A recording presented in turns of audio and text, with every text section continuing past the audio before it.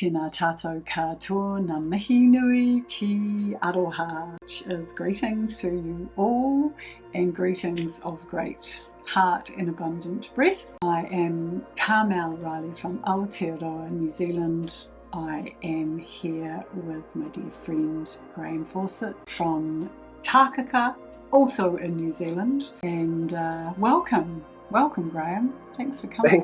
Thank you. I really want to share some insights, so I'm really happy to be here. Oh, well, thank you for that. And for those listeners who do and watchers who don't know Graham, he is an incredible galactic astrologer. He's the founder of the Galactic Astrologer Academy. He has been guiding starseeds and for 40 years or so, and downloading information from the galaxy through his own practice of deep meditation for that same period of times. For me, it's a real honour to bring you here, Graham, because when we met a couple of months ago, auspiciously, at Tata Beach, I was just really blown away by the amount of knowledge that you have amassed and condensed. So thank you for coming along, and I'm really excited to share in this very short interview on YouTube for your attention span a powerful message about how we can be in this moment and in this year.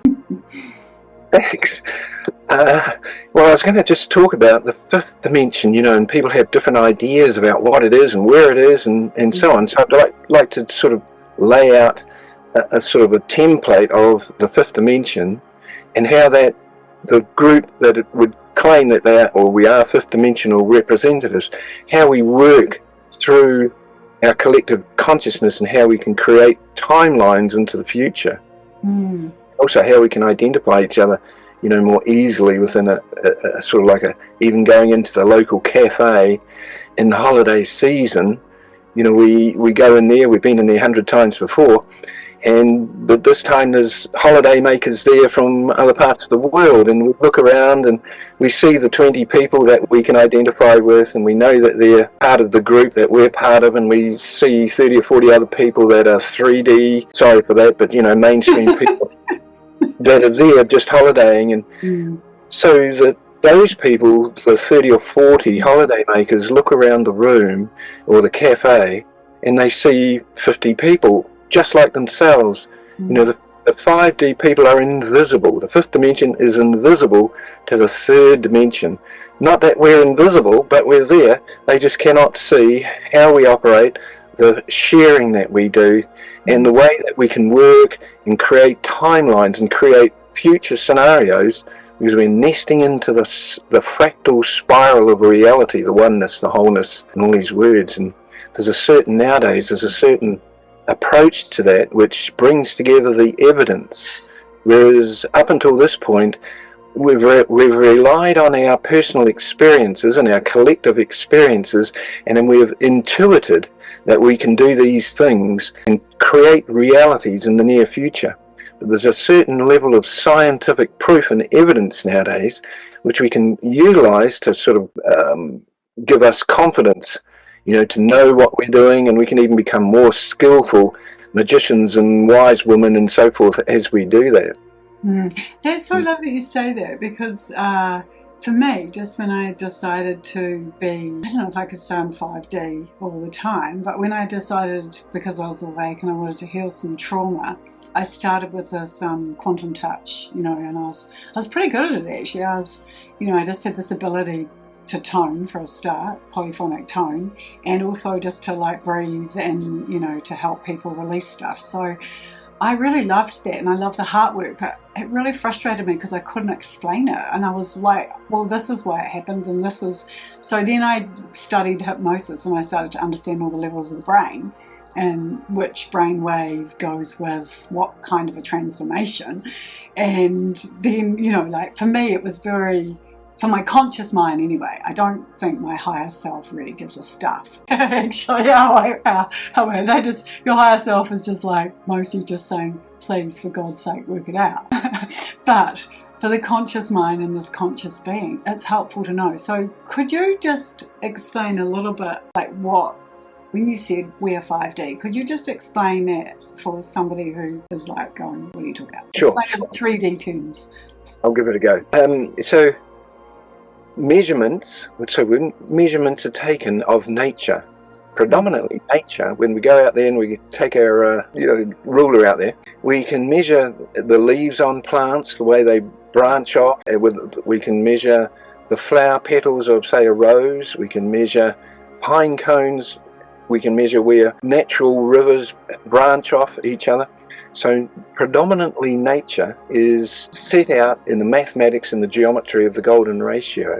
And the golden ratio to the Greeks was called the divine proportion, many names for it from different cultures. So that golden ratio, or that mathematics and that geometry, nowadays we know that, especially for a woman, and for men, but our body, our eyes, our ears, our lips, our teeth, the uterus, the fetus, the fingers, the arms, our heartbeat when we are meditating generates a cascade of golden ratio harmonics. Our DNA is based on the golden ratio, especially the B DNA, which stores and transmits genetic information, the Akashic records.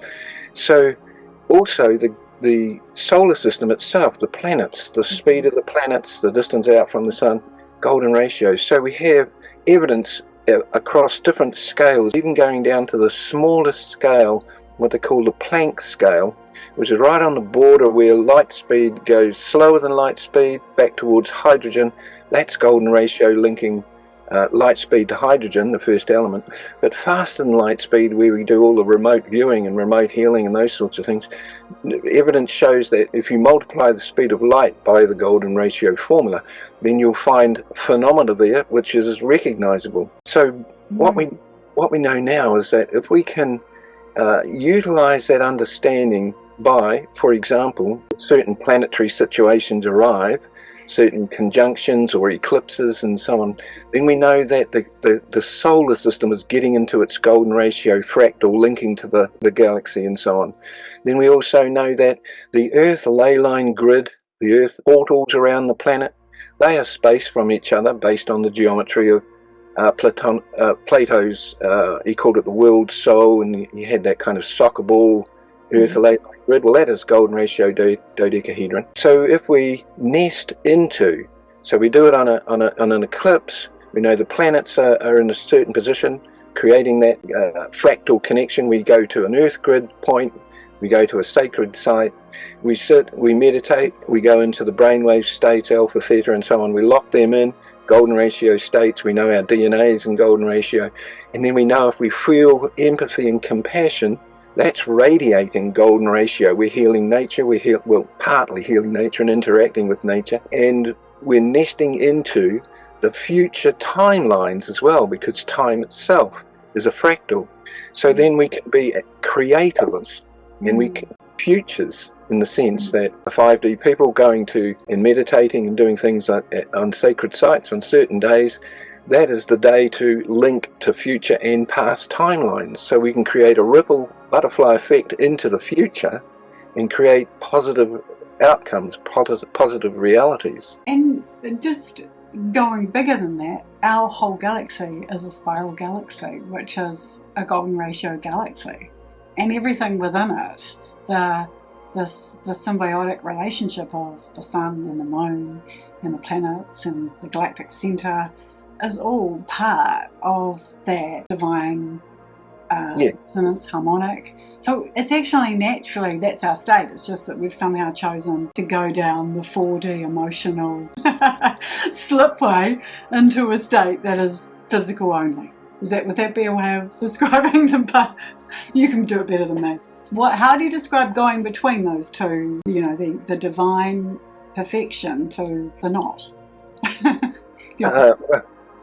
As far as I understand it, like, we're here on a mission.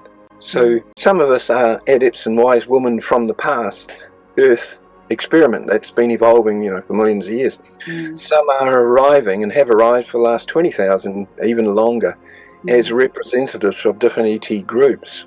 So we've been here for a while as well, many of the Starseed, and partly because the Earth grid was sort of collapsed back at the end of Atlantis, many of the Starseed got stuck. The ley lines, their portals weren't available and got stuck on the Earth, had to go out into the Himalayas and become the adepts and in Titicaca and some of these places. So long periods of time, 20,000 years, means that the collective consciousness of the experience of human birthing here and growing up on Earth, that's a journey through the chakras. So going back there to the primates and so on, there's a journey up through the chakras, and that journey goes up through the third, and then you get to the heart chakra. That's the fifth dimension. So we go up through there, but the ETs and the Starseeds that have arrived, of course, are coming downwards in a sense. So you got them kind of meeting and blending, and the cutting edge of the growing humanity for them, what they're learning is they've been in that third chakra for quite a few hundred years, and they're now moving into the heart chakra, and many of the the Starseed here are helping that transition through into that heart chakra. So to help you be in this, to help you be, or to help you claim being more 5D, what are some of the ways that you know from your own experience that are helpful for others? Sure. So the Earth itself is, we know, it's a living, active, evolving entity. It's got its own purpose, its own agenda. In the future, it'll be the emerald aqua jewel in the galaxy, a nature paradise retreat for different ET groups at one time off, or something like that. So the Earth's got its own journey, and then for us to connect and be part of that and guide that and help it and support it and so on, then to be part of the 5D, we need to, well, not need to, but it's very useful to be in nature, to be connected to the Earth. In a city, in a big city, it's very difficult to do that. The flow of the chi, the arrival of the information that people are accessing is very difficult to access in metal, urban, electro-smog kind of environments. So often 5D people, or people wanting to be more part of that, they're either living out in nature somewhere, or they go regularly into nature. And their diet, they're heading towards a more and more sustainable organic diet. They don't want the pollution of the planet. They're either interested in meditation or doing something which trains their brainwave states down to alpha and theta and so on. So there's just a few things like that. It's just hygiene, personal hygiene, which is physically, our physical makeup, our emotional health, and our mental kind of freedom of thought, and not getting cluttered by all the sort of randomness of the 3D sort of third chakra mental, everything we see on TV, or a lot of what we see on TV. Anguish.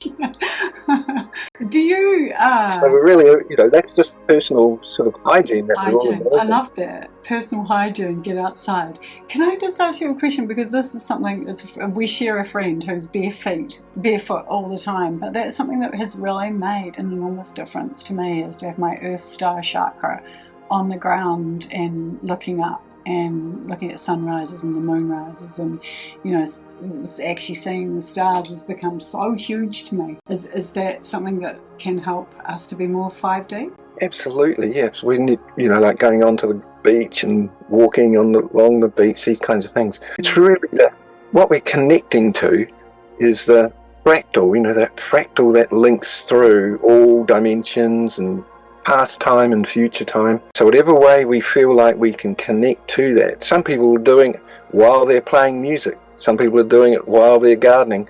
Others are doing it while they're, creating poetry or painting or artwork. So many different ways that it can be approached. As you know, with that hypnosis and so on, that we really want our brainwave states to lock in alpha and theta, and even in some cases get down there in delta, and that's embedded in the fractal. So whatever way we do that, following our true passion, our true bliss. Which can be hard to know, because a lot of people are actually confused about, or don't know, because they're just locked into a program of having kids, having a job, paying the mortgage.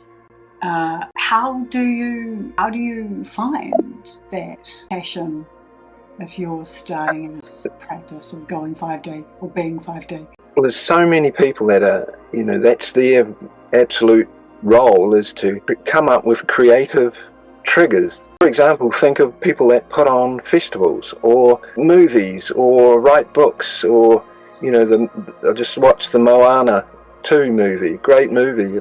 So there's all these triggers that create, even some ads on TV done by creative people. So they're like little triggers, and that inspires a person to think differently. Oh, I might go and take a yoga class, or I might go to a meditation retreat and try it out and see what it's like. So many people, Starseed and Adepts and Wise Women and so on, that's what they're doing, is that they are here to create triggers that inspire people to think differently or feel differently, and that sets them on their journey.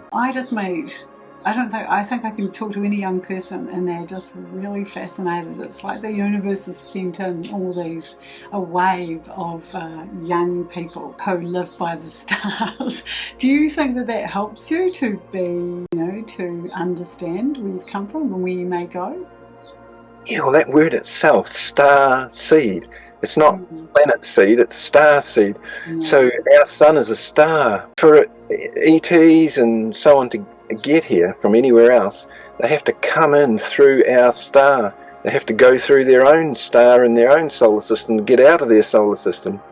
So the star seeds have the experience in their Akashic records of going through stars, going through into and through suns, and out of suns and out of, and so it's in their memory. It's part of their Akashic records. So they're just picking up aspects of their memory, maybe a little bit consciously, maybe not, maybe unconscious, but they're sort of tapping into it. They resonate with it. In all those movies, Star Wars, Star Trek, and so on, it kind of activates that memory in some way.